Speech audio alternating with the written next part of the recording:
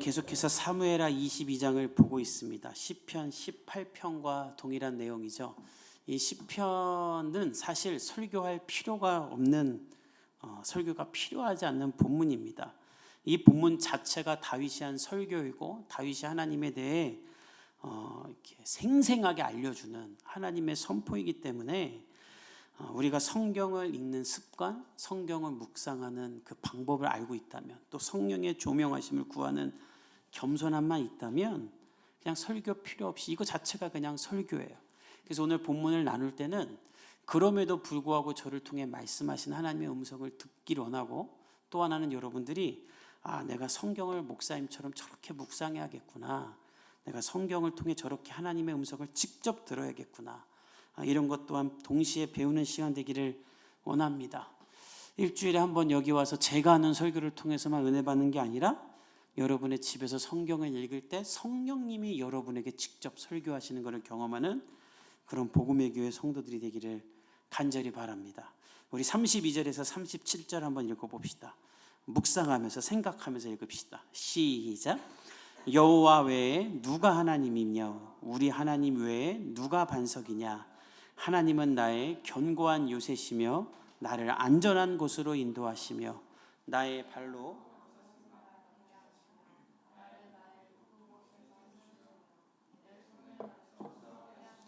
내 팔이 놋화를 당기도다.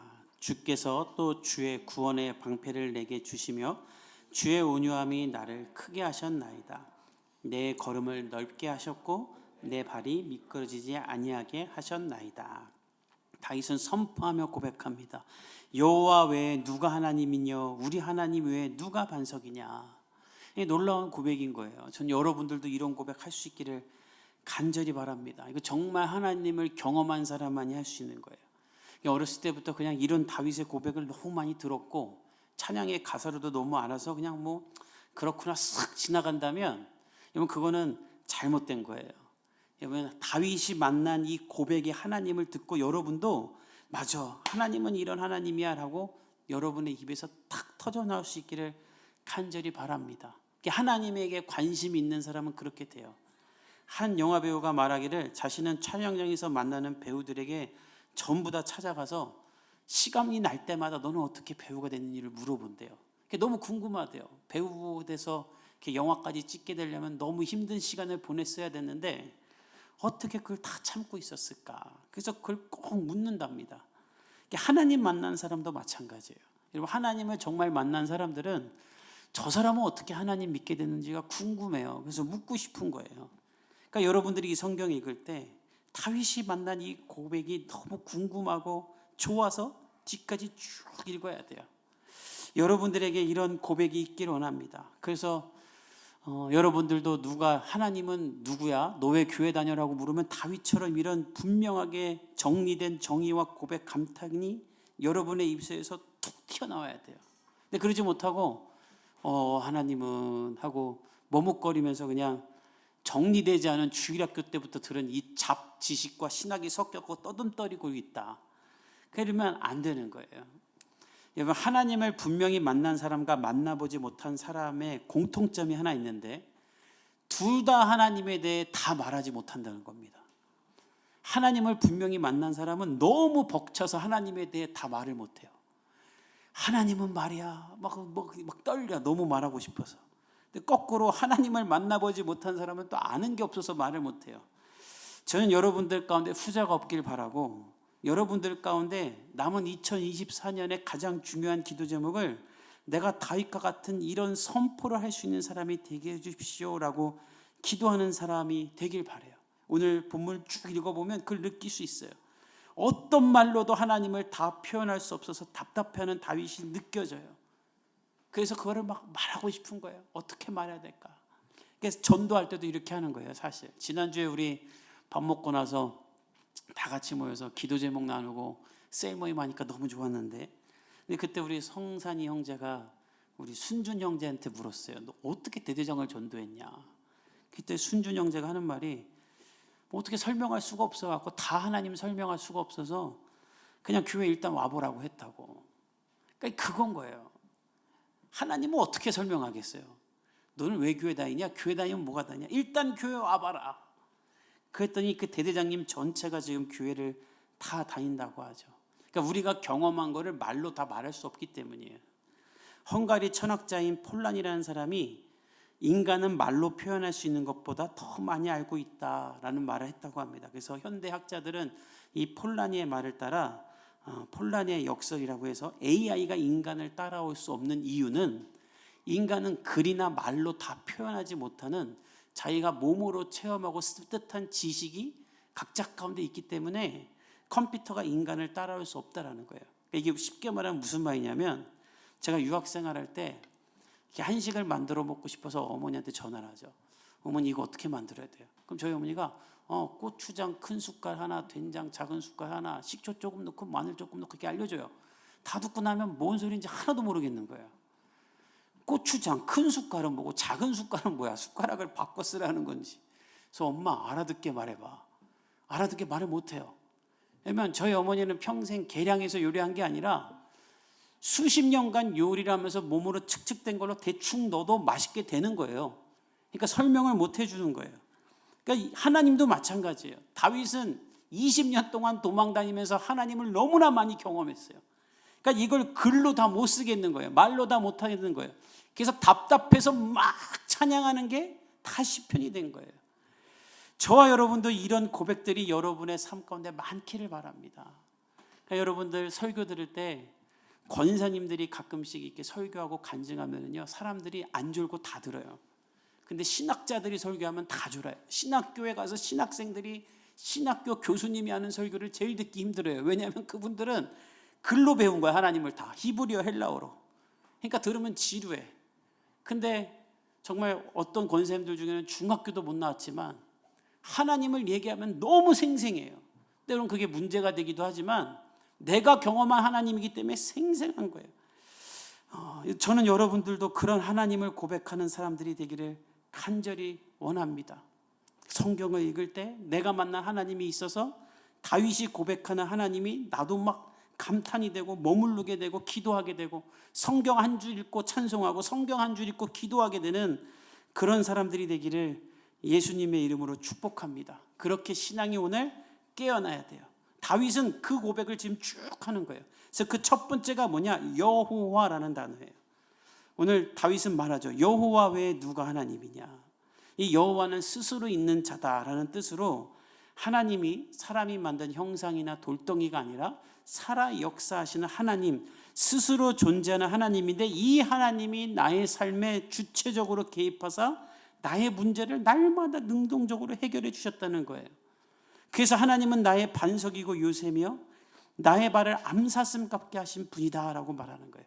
특별히 암사슴 같게 한다라는 말은 무슨 말이냐면 여러분 유튜브에 저도 이거 여러분 엄청 열심히 찾았는데 유튜브에 오늘 한번 가셔가지고요 사슴 하산이라고 한번 4글자 쳐보세요. 그럼 쇼츠가 하나 올라 있는데 사슴이 에베레스트 같은 산에서 이렇게 내려가는 걸 영상을 누가 찍었는데요. 거의 축지법입니다. 날아가요. 쑥 날아가요. 감탄이 나올 정도로 날아가요.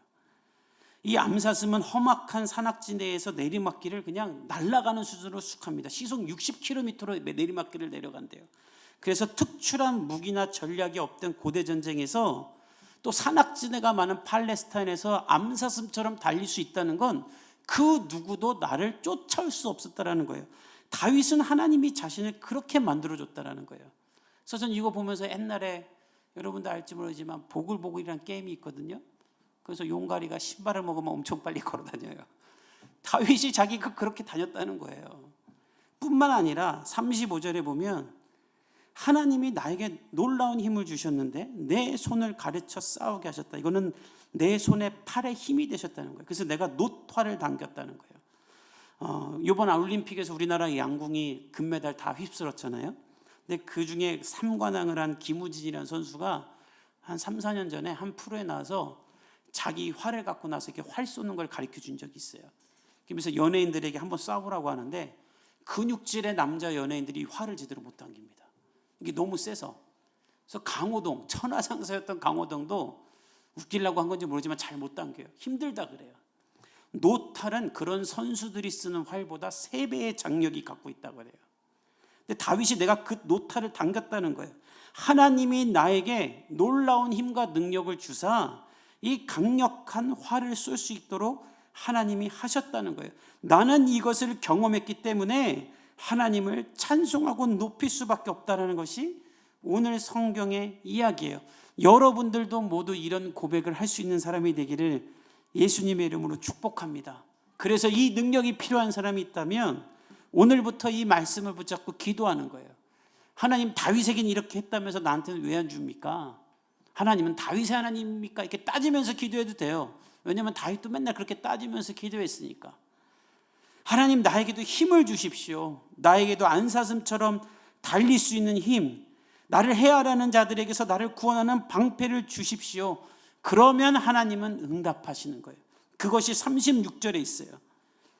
다윗이 36절에 주의 온유함이 나를 크게 하셨다라고 말하는데, 이 온유함이라는 단어가 원문을 보면 주의 응답하심이 나를 크게 했다라는 거예요. 하나님은 내 기도에 응답하신 하나님입니다. 여러분의 기도에 하나님이 응답하실 줄 믿습니다. 이걸 믿으면 기도하게 되고 이걸 안 믿으면 기도 안 하게 되는 거예요. 다윗은 하나님이 나에게 응답하셨다는 거예요. 그래서 내 걸음을 넓게 하시고 내가 미끄러지지 않게 했다. 이 넓어진다는 것이 당당하게 걸을 수 있었다는 거예요. 내 길이 펼쳐져서 나는 당당하게 걸었다.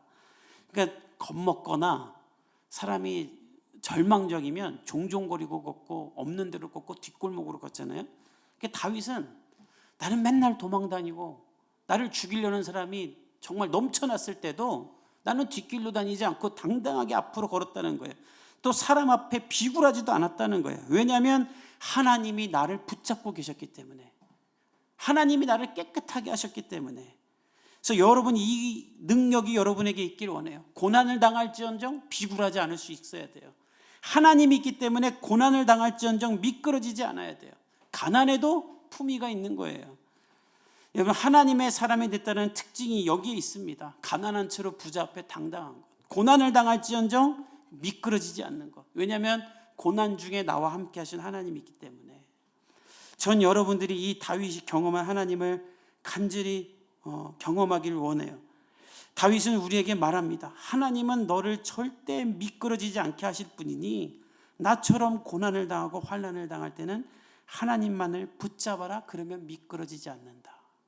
특별히 미끄러지지 않다는 말에 원문을 보면 신학적으로 나를 향한 부르심과 나를 향한 계획 속에서 내가 미끄러지지 않는다는 말로 우리 각자를 향한 하나님의 뜻과 비전이 있잖아요. 근데 내가 고난이 오고 어려움이 오면 모르겠다 하고 내팽겨치게 되잖아요. 그렇지 않게 된다는 거예요. 내가 그냥 내 삶을 포기하지 않게 된다는 거예요. 내 부르심 따라 끝까지 갈 수 있도록 하나님이 나를 붙잡아 줬다는 거예요. 그게 38절과 39절의 이야기예요. 우리 한번 읽어봅시다. 시작. 내가 내 원수를 뒤쫓아 멸하여 싸우며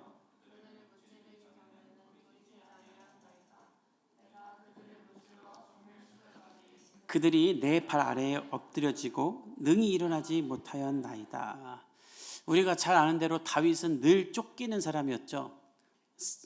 사울이 쫓고, 그러니까 사울이 쫓는다는 건 이스라엘 나라 전체가 다윗을 쫓는 거예요. 그리고 골리앗을 죽이고 블레셋과의 전쟁에서 이긴 것 때문에 블레셋도 나를 쫓아요. 그러니까 인류 역사에 한 사람을 놓고 두 나라가 죽이려고 했던 사람은 아마 다윗밖에 없을 겁니다. 한두 명이 아니고 뭐 어느 한 집단이 아니고 두 나라가 나를 죽이려고 해요. 그러니까 다윗은 맨날 내 등을 남에게 보여주면서 도망만 다녔던 사람이에요. 할 수 있는 게 그거밖에 없던 사람이에요. 원수와 마주보고 서 있을 능력이 없었습니다. 집단이 나를 공격하니까. 그런데 다윗은 오늘 고백하기를 하나님은 그런 나에게 강한 팔과 사슴 같은 발을 주사 매번 등만 보이며 도망가던 나를 오히려 내가 원수의 등을 보며 쫓아갈 수 있도록 하셨다라고 고백하는 거예요. 그래서 그 하나님으로 말미암아 나는 그들을 전멸했고 내 발에 엎드려져 일어나지 못하게 했다라고 말하는 거예요. 혹시 여러분 중에 회사에서 어느 집단에서 여러분 혼자만 두고 사람들이 우겨 싸고 있다면 여러분 이 다윗으로 말미암아 힘을 얻고 용기를 얻을 수 있기를 예수님의 이름으로 축복합니다. 이어서 다윗은 고백합니다. 우리 40절에서 41절 읽어봅시다. 시작. 이는 주께서 내게 전쟁하게 하려고 능력으로 내게 띠띠우사 일어나 나를 치는 자를 내게 굴복하게 하셨사오며 주께서 또 내 원수들이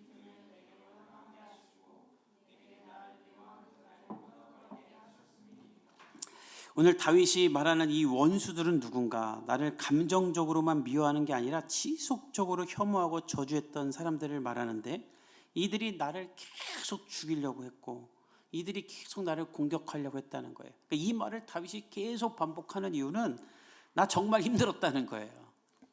그러니까 나 진짜 죽고 싶었다라는 거예요. 그러니까 이 정신적으로 얼마나 큰 스트레스였겠습니까?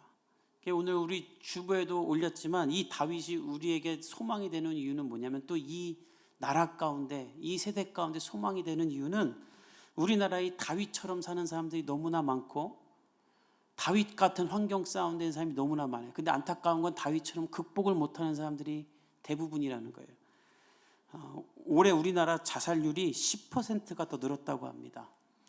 안 그래도 OECD 국가의 평균 2배를 넘어서 늘 압도적인 1위였는데 거기서 10%가 더 늘었대요. 매일 1시간마다 45명이 죽는다 그래요. 스스로. 그래서 예배 시간에도 지금 하루에 45명이구나. 이게 죽는다는 거예요. 스스로. 이 젊은이들은 왜 자살을 할까 이렇게 봤더니 내 편이 없다라고 느낀대요. 회사에 가나 학교에 가나 다 너는 왜 그 모양이냐 말하고 도와도 도움이 안 오고 근데 그리고 집으로 오면 집에서라도 인정을 받아야 되는데 부모들이 넌 또 왜 그 모양이냐 야 나는 전쟁에서 태어나서도 이렇게 살았는데 넌 왜 그러냐 또 이런다는 거예요. 그러니까 어디를 가나 다 다윗처럼 사방이 적인 거예요. 그러니까 남자들이 왜 술독에 빠지는가? 회사에서 하루 종일 시달렸는데 집에 가면 또 너는 왜 그 모양이냐라고 한대요. 그러면 맨정신에 들어가나 취해서 들어가나 어차피 똑같이 사람 취급 안 해주니까 불쌍하게 이성을 잃은 채로 들어가서 모르고 자고 나오는 게 편하다. 그렇게 말했다는 거예요. 다윗은 사방이 죽이려고 했고요. 아버지, 형제들도 자식으로 인정 안 했습니다. 죽고 싶었을 거예요. 그런데 다윗은 말합니다. 나는 그런 상황까지서 미끄러지지 않았다. 내가 왜 미끄러지지 않았는 줄 아냐? 하나님을 붙잡았더니 하나님이 나의 육체, 나의 마음, 생각, 내 정신을 다 지켜주셨기 때문이다. 그래서 우리에게 말하는 거예요. 너희들 가운데 나처럼 지친 사람들이 있느냐? 도망 다니는 거 그만두고 싶은데 기도해도 응답도 안 되는 사람들이 있느냐? 하나님의 뜻이 있기 때문에 그 응답을 미루시는 것이니 미끄러지지 말고 끝까지 하나님을 붙잡으면 하나님이 위로해 줄 것이다. 여러분 우리가 착각하는 게 뭐냐면 기도하면 하나님이 응답해 주시기만을 구하는데 우리가 원하는 문제 해결은 하나님의 때 해결되는 거예요. 그때까지는 우리가 참고 기다려야 돼요.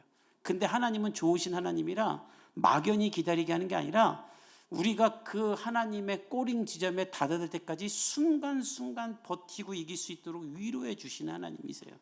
저도 그래요. 제 인생 돌아보면 제가 원하는 게 응답된 거는 다 오랜 시간이 걸렸어요. 그럼 막연히 기다리는 거 아니에요. 하나님이 응답을 기다릴 수 있도록 순간순간마다 하나님이 믿음을 포기하지 않도록 저를 위로해 주시고 그때그때마다 하나님의 사인이 있었어요. 그래서 끝내 하나님이 원하실 때 응답을 취할 때까지 미끄러지지 않을 수 있었던 거예요. 근데 성경의 사람들이 다 그래요. 이번 요셉 보세요. 하나님 뜻대로 사는데 감옥 가요. 하나님이 응답 안 해줘요. 13년 동안 응답을 안 해줘요. 그럼 내버려뒀는데 아니에요. 또 하나님과 동행했대. 동행을 하면서 응답은 안 해줘요. 다니엘은 하루에 3번씩 기도했어요. 하나님이 그와 함께 했어요. 지혜를 줬어요. 근데 사자굴에 가요. 동행은 하시는데 사자굴에 들어가요. 이게 뭘까요? 여러분 우리의 문제는 하나님의 때에 하나님이 분명히 해결하십니다. 그러니까 그때까지 우리는 참고 인내해야 돼요. 중요한 건 하나님이 그때에 다다를 때까지 우리와 동행하고 우리를 지키시고 순간순간 미끄러질 때마다 나를 붙잡아 주신다는 거예요. 그래서 우리의 입술에는 하나님을 향한 찬송과 감사가 계속 있을 수 있는 거예요. 다윗은 그랬다라는 거예요. 그리고 하나님은 이방인들과 나를 철저히 구분하셨다라고 말하는데 우리 42절에서 46절까지 읽어봅시다. 시작. 그들이 도움을 구해도 구원할 자가 없었고 여호와께 부르짖어도 대답하지 아니하셨나이다. 내가 그들을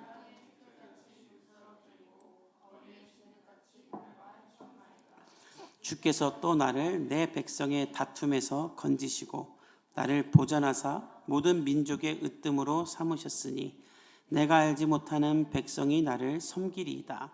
이방인들이 내게 굴복하며 그들이 내 소문을 뒤로 듣고 곧 내게 순복하리로다. 이방인들이 쇠약하여 그들의 견고한 곳에서 떨며 나오리로다. 42절에 보면 그들이 도움을 구원해도 구할 자가 없었다. 하나님은 나를 이렇게 도우셨는데 하나님을 섬기지 않는 자들은 자신을 구원할 자를 못 만났다는 거예요. 그들에게도 신은 있었어요. 블레셋과 아말랑이 얼마나 많은 우상이 있었습니까? 그러나 그들은 도움을 하나도 받지 못했다. 나는 하나님의 도움을 받았지만 그들은 하나님의 도움을 받지 못해 내가 그들을 부스러뜨리고 진흙같이 밟아 해칠 수 있었다. 이 진흙은 무가치한 존재를 심판하는 하나님을 상징합니다. 또한 하나님은 나를 높이사 모든 민족의 으뜸으로 삼으시고 내가 모르는 사람도 나를 섬기겠다. 내가 모르는 사람들, 이방 사람들도 다윗만 들으면 자발적으로 엎드리면서 그의 소문을 높였던 거예요. 그래서 다윗은 이 모든 것을 경험한 나는 하나님을 높이며 찬양할 수 없다라고 마지막 시편 18편에 고백하는 거예요. 우리 47절에서 51절까지 읽어봅시다. 시작. 여호와의 사심을 두고 나의 백성을 찬송하며 내 구원의 반석이신 하나님을 높일지로다. 이 하나님이 나를 위하여 보복하시고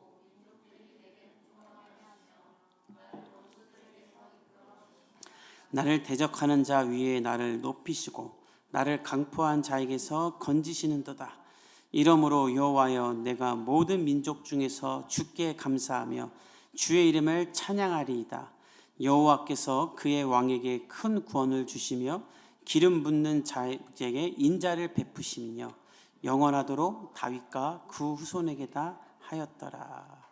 다윗은 나는 이런 하나님을 찬송하지 않을 수 없다라고 구체적으로 자신의 삶에 고백했던 하나님을 높입니다. 저와 여러분에게도 이 하나님을 경험하며 하나님을 높일 수 있기를 예수님의 이름으로 축복합니다. 그러려면 하늘을 바라보고 하나님을 바라보며 살아야 돼요. 안 그러면 이렇게 살 수 없어요. 제가 최근에 한 시편을 읽었는데, 시편이 아니죠, 헤르메네스의 시들을 읽었는데 거기에 이렇게 시가 하나 나오고 헤르메네스의 이렇게 글이 하나 나오는데, 헤르메네스가 19세기에 서양 사람들이 왜 동양 문화에 심취했는지에 대해서 자기 생각을 적은 게 있어요. 근데 뭐라고 적었냐면 19세기 이전에 서양은 이렇게 막 근대화가 되면서 너무 바빴대요. 다 손목시계에 시계를 차고 사람들이 다 분단위 초단위로 살았대요. 정신없이. 근데 그때 당시만 해도 이 동양, 우리나라나 뭐 이런 나라들은 시계 없이 살았대요. 그래서 우리나라의 문화나 작품이나 이런 자기들을 보면 시계 없이 산 사람들의 여유가 있대요. 그러니까 맞잖아요. 뭐 19세기 이전에 우리나라나 뭐 다 무슨 시계가 있습니까? 닭이 울면 일어나고 해가 중천에 뜨면 점심이고 해지면 들어오고 살았잖아요. 그러니까 그런 사람들의 생활 습관들이 모여서 만든 문화가 서양 사람들에겐 너무나 흥미롭고 여유를 주었고 안식을 주었다라는 거예요. 근데 저는 그 말에 100% 동의하는 게, 지금 우리나라 사람들이 휴가 되면 할 수만 있으면 다 동남아 가려고 하잖아요. 그리고 풀빌라 빌리잖아요. 시계 없으니까. 우리나라 사람처럼 바쁘게 맨날 핸드폰 보면서 시계 보고 카톡에 매여서 사는 사람들 어디 있어요? 근데 동남아 가면 시계고 핸드폰이고 던져놓고 풀빌라 빌려서 하늘 보면서 살잖아요. 배고프다, 밥 먹자. 그러니까 사람은 언제 안식을 누리는가? 바쁘고 치열하게 살 때 사람들은 스트레스 가운데 빠지지만 이거 쟁겨놓고 하늘을 볼 수 있을 때 안식을 누리는 거죠. 우리가 매일 동남아 가서 안식을 취할 수는 없지만 매일 눈을 들어 하늘을 보며 하나님을 바라보며 시계 던져놓고 하나님의 풍성함을 맛보며 하나님 앞에 들어가면 다윗이 고백한 이 하나님을 찬송하며 하나님을 누릴 수 있는 거예요. 그것을 다윗은 하나님을 맛보아 아는 것이다 라고 말합니다. 시편 34편 8절에 보면 너희는 여호와의 선하심을 맛보아 알지어다라고 말하는데, 왜냐하면 이게 말로 설명이 안 되는 거예요. 서두에도 말했지만 다윗은 하나님을 다 설명 못하니까 답답한 사람이에요. 우리도 그렇죠. 맛있는 집에서 뭐 먹고 나면 뭐 설명합니까? 가봐 이 말밖에 못하잖아요. 그래서 그 맛집에 들리면 그냥 지나가다가도 들려 먹고, 생각나면 찾아가서 먹죠. 다윗도 그 말하는 거예요. 야, 나 하나님 도저히 다 말 못하겠다. 맛보고 알아라. 근데 이 하나님을 맛보지 못하고 교회만 다닌다? 그건 100년 정통 감자탕집 가고 어린이 돈가스 먹는 거예요. 그렇게 교회를 다니는 사람들이 있다라는 거예요. 다윗은 우리에게 말합니다. 하나님을 맛보고 그분에게 피하고 너희도 하나님을 찬송하라. 그것이 시편 34편 8절에서 10절의 말씀인데, 우리 한번 같이 읽어봅시다. 시작. 너희는 여호와의 선하심을 맛보알지어다. 그에게 피하는 자는 복이 있도다. 너희 성도들아 없도다. 젊은 사자는 궁핍하며 줄일지라도 여호와를 찾는 자는 모든 좋은 것에 부족함이 없으리로다. 본문을 잘 보세요. 하나님을 맛보아 알아서 맛있는 집을 가서 맛있는 걸 먹었으면 그 집을 찬양하는 것처럼, 하나님을 맛보고 알아서 너희들이 힘들고 어려운 일이 있을 때마다 사람 찾아가지 말고 하나님께 가라. 그럼 복을 받을 것이다. 그리고 그 하나님을 예배하는 삶을 살아라. 예배하는 자에겐 부족함이 없다. 젊은 사자는 궁핍하여 줄일지라도 여호와를 찾는 모든 자에게는 부족함이 없이 채우실 것이다. 저는 여러분들이 이 하나님을 경험하기를 간절히 바랍니다. 그리고 미끄러지지 않기를 바랍니다. 오늘 다윗이 말하는 핵심은 무엇인가? 이 하나님을 맛보아 알아. 미끄러지지 말라라는 거예요. 그 말을 베드로는 베드로후서 1장 10절에서 이렇게 말합니다. 우리 한번 같이 읽어봅시다. 시작. 그러므로 형제들아 더욱 힘써 너희 부르심과 택하심을 굳게 하라. 너희가 이것을 행한즉 언제든지 실족하지 아니하리라. 어떠한 상황에도 하나님을 붙잡고 미끄러지지 않는 주의 백성들 되기를 간절히 축복합니다. 하나님이 여러분을 안전한 곳으로 인도하시고 암사슴의 발처럼 여러분들을 빠르게 하시고 여러분의 팔에 힘이 되어 주실 줄 믿습니다. 우리 함께 기도하도록 하겠습니다.